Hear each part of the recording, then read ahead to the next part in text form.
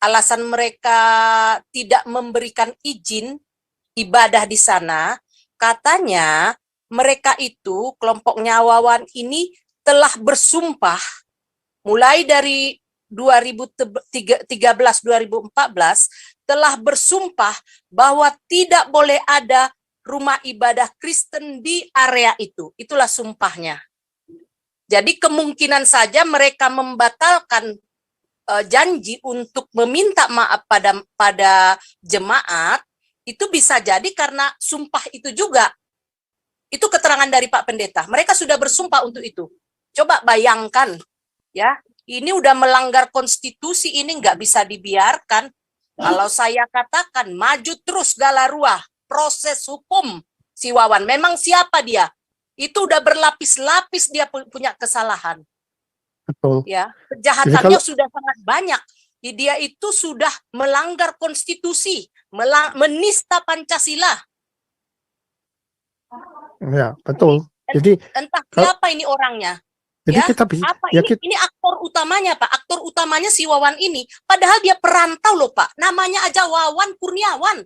Orang Sunda, artinya dia perantau ke sana. Bayangkan kekuasaannya segitunya, Pak. Itu di situ yang bicara siapa dan apa yang dibicarakan. Dan dia mengajarkan doktrin apa, indoktrinasi atau bukan.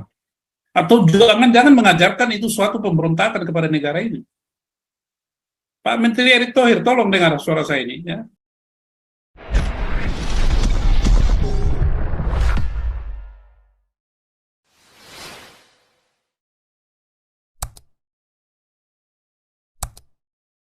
Santi Amir, selamat malam.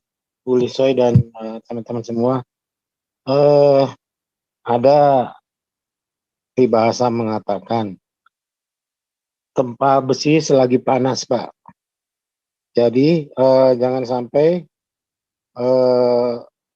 Galarua udah ke sana, udah ke site, udah ngecek, udah tahu duduk persoalannya, kemudian terlambat memproses lebih lanjut gitu, karena jangan sampai masuk angin, karena kalau sudah sampai masuk angin ya jadi apa lagi gitu, mentah lagi. Jadi gitu Pak,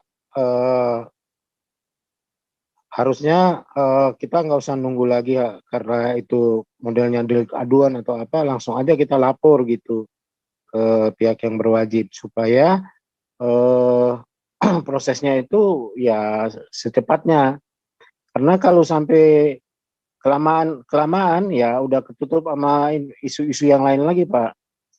Di Indonesia ini kan terkenal dengan switching isunya. Jadi begitu ini viral, besoknya udah ada lagi berita yang lain, misalnya berita yang di Ditjen Pajak itu ya udah ketutup lagi sama berita yang lain. Akhirnya ya itu istilahnya lenyap begitu saja. Nah, harapannya ya Galarua ya kalau bisa ya secepatnya gitu diproses supaya ya mudah-mudahan bisa memberikan contoh lah buat yang lain-lain bahwa ini Galarua sudah melakukan langkah yang sangat bagus sekali ya, langkah yang sangat baik dan bisa membuat yang lain-lain juga ya ikut juga gitu, sehingga tidak akan ada lagi persekusi-persekusi semacam ini. Kemudian Pak, saya menanggapi juga yang terkait dengan izin 2 tahun itu kalau menurut hemat saya kayaknya mereka itu berhitung-hitung ya, karena ini pemilu ini kan 2 tahun lagi kan udah bergantian pemerintahan gitu. Jangan-jangan mereka juga berspekulasi di situ. Nanti kalau pemerintahan yang baru ini ya mungkin tidak Pancasilais gitu, khilafah gitu, jangan-jangan malah dikasih bubar, malah itu dibongkar, malah itu tempat itu. Itu Pak dari saya, terima kasih.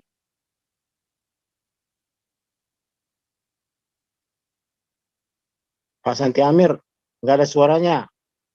Ya, dukung terus ya Fransdisi ya. Kita sedang sudah bikin schedule itu nanti, cuma kita nggak terbuka di sini lah ya. Terima kasih atas saran dan dukungannya. Kita bergerak terus. Silakan Pak Andi WC. Oke, selamat pagi, siang, Andi. malam. Ya, selamat pagi, siang, malam. Merdeka melawan penjajahan Arab. Thank you Pak Santi Amer.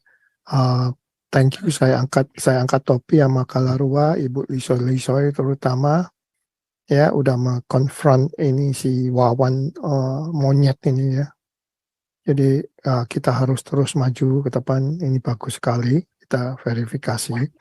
Cuman pertanyaan saya, kenapa nggak ada anggota Dewan yang menyuarakan ini ke satu? Kedua, seperti Parpol, seperti PSI, ini segala macam, ini kan kesempatan kamu untuk ini ya kan, untuk melambung. Jadi kalau mereka nggak ada yang berani maju. Terus jadi ya mereka meminta maaf betul, tapi hukum harus terus berjalan. Iya. Seperti ya masa kita cuma minta maaf doang. Seperti saya gini, ya Pak Santi Amer, saya tabok kamu deh, saya tabok. Habis itu, oh I'm sorry, sakit ya, saya minta maaf deh. Tapi sakitnya kan masih di situ ya kan, main nggak bisa, harus tetap jalan. Tapi cuma satu yang Ibu Lisoy ya, kalau saya bisa sarankan, kalau aku lagi di sana, kita temui nih si Wawan. Kita cuma mau interview, kita mau tanya, hey, kamu ada surat kuasa nggak kamu nutup gereja ke satu?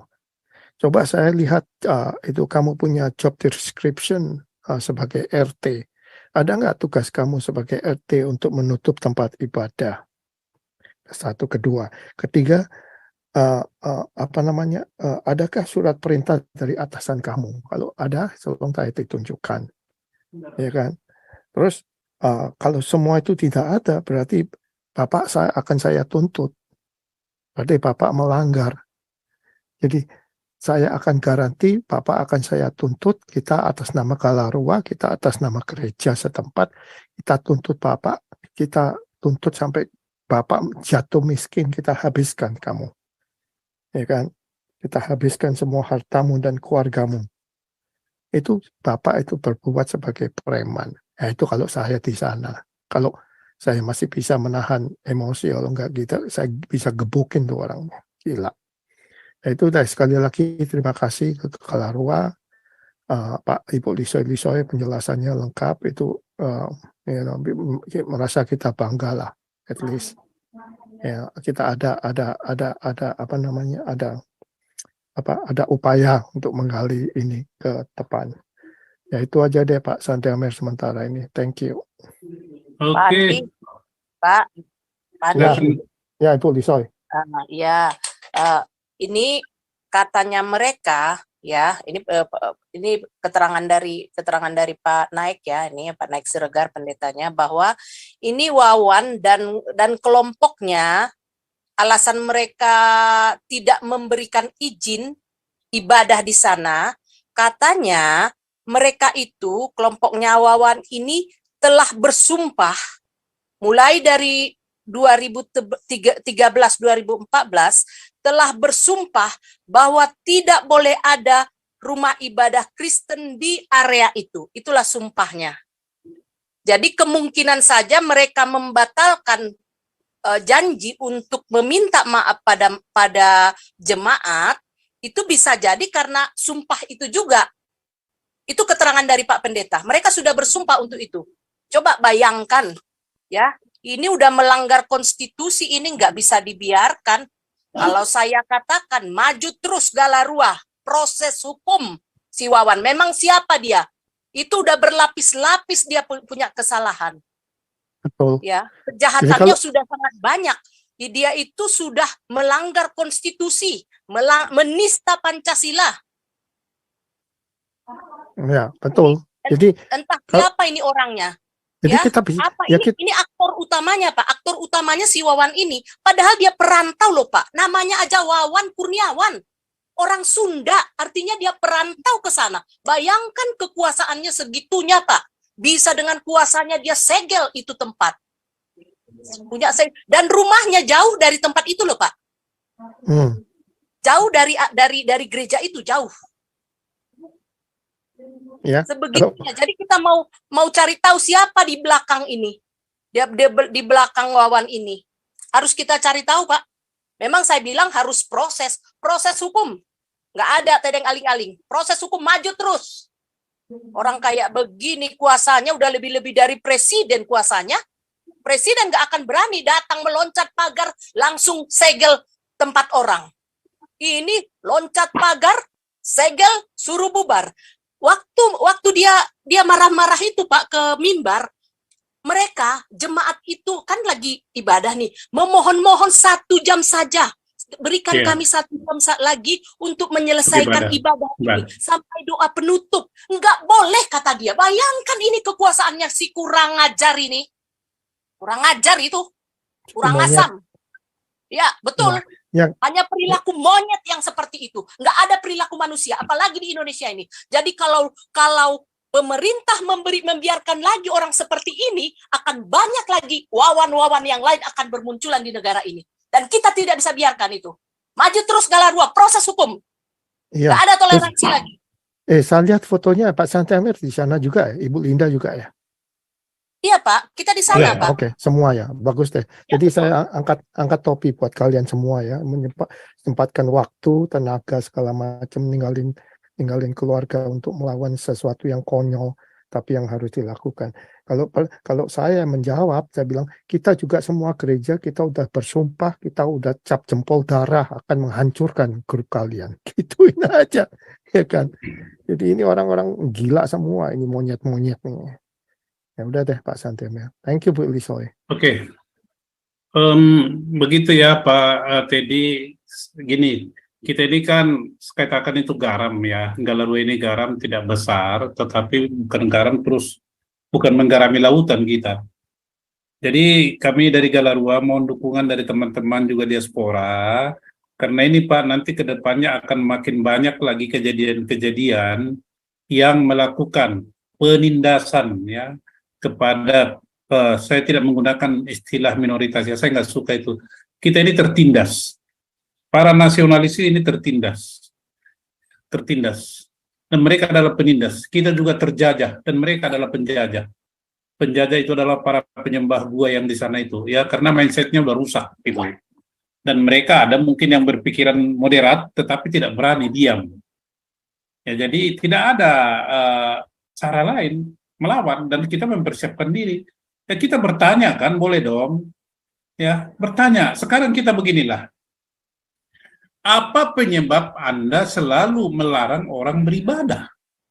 Apakah orang yang beribadah ini menyebarkan penyakit, menyebarkan paham komunisme, menyebarkan paham khilafaisme? Anda saja menyebarkan agama atau paham khilafaisme tidak diganggu. Ya Anda misalnya sampai sekian kali itu beribadah tidak diganggu. Anda beribadah di tengah jalan juga suka-suka Anda. Ya kan kita sangat toleran. Ya, tapi pengorbanan daripada yang tertindas ini untuk bertoleransi kepada Anda itu sudah terlalu banyak. Ya sudah terlalu banyak, sudah over, sudah kalau orang Ambon bilang sudah sampai di leher gitu. Sebentar lagi molo itu tenggelam. Nah, jadi teman-teman, bukan teman-teman lah, Anda yang nasionalis, Anda yang merasa hebat di Indonesia ini, merasa ingin menguasai segala sesuatu, tunggu.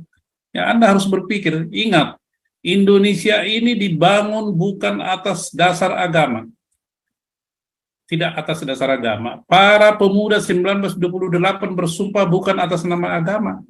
Tidak ditanya dulu, Anda suku dari mana? Ada yang Batak, ada yang ini, ada yang Ambon, ada yang Celebes, ada yang ini, ada semua. Tidak ditanya agama. Jadi selalu lagi saya katakan Indonesia ini teori mengatakan bukan negara agama dan bukan negara sekuler, tapi de facto ini adalah negara agama. De facto ini adalah negara sekuler Indonesia, alias negara tidak jelas. Saya juga sampaikan kembali seperti saya sampaikan kemarin kepada Bapak Menteri Erick Thohir. Coba Bapak perhatikan itu ya. Bapak perhatikan itu BUMN itu begitu hebat menyebarkan paham-paham tertentu di transportasi publik, ada itu. Ya.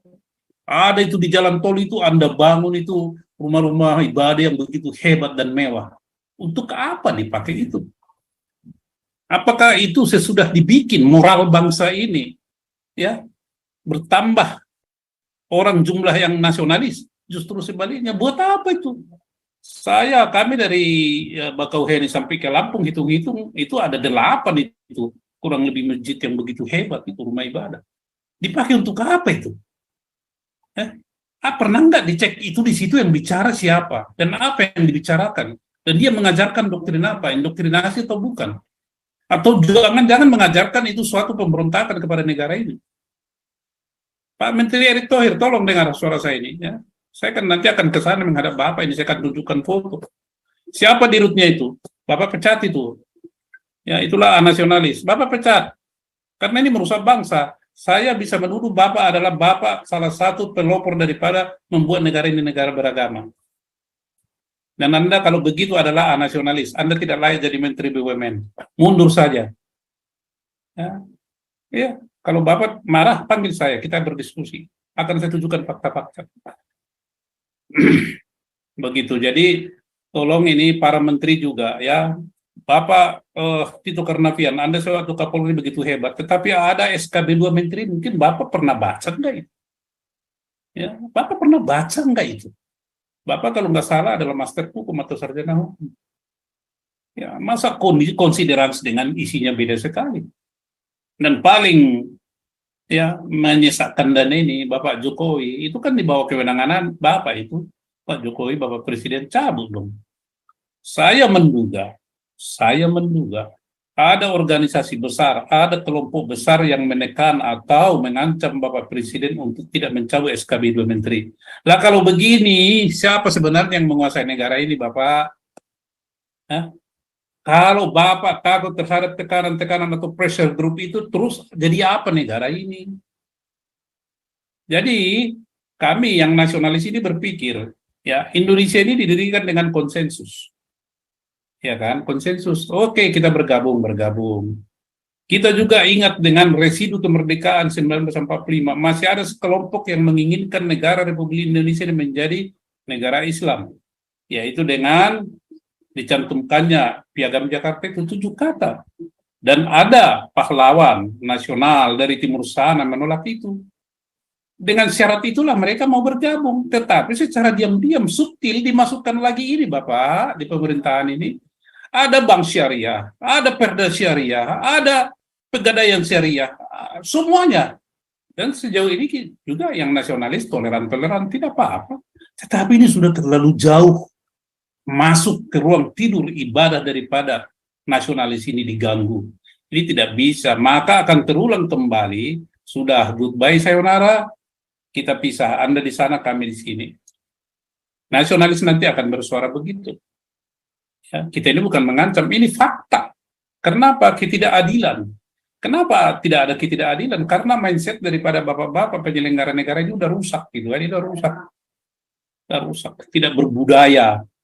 Menteri Pendidikan juga si Makarim dibikin apa hasilnya? Coba kita tanya Pak, ya, coba kejalek sekolah-sekolah itu budaya apa itu sekolah negeri? Budaya apa di situ? Masa begitu?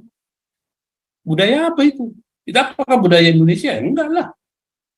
Kita juga toleran. Di kementerian-kementerian, rumah ibadah begitu besar-besar. Apa korupsi berkurang? Coba itu di Kementerian Keuangan. Coba itu kita periksa itu rumah ibadah di situ. Megah sekali. Tapi apa yang terjadi? Jadi apa hubungannya? Ini menunjukkan ketidakadilan. Lebih baik di stop bantuan itu semua. Maka patut menduga bahwa pemerintahan ini dikendalikan oleh kekuatan-kekuatan yang di luar daripada pemerintahan yang sah. Apakah itu kelompok agama, apakah kelompok tanya. Nah, sekarang partai di mana? Oh, partai sekarang sibuk mengejar kekuasaan. Presiden. Ada si brewok seperti brewok saya di Sontoloyo, saya bilang itu. Mana bisa jadi ketua umum partai begitu? Paham nggak itu ketetapan MPR? Memberi contoh yang tidak baik kepada rakyat dan dalam beretika, berbangsa dan bernegara. Maka lebih baik itu partai jangan dipilih. Tenggelamkan itu partai. Kalau saya, maaf ini, kalau suara saya kencang. Jadi Pak Teddy dulu lah untuk mengimbangi. Silakan Pak Teddy.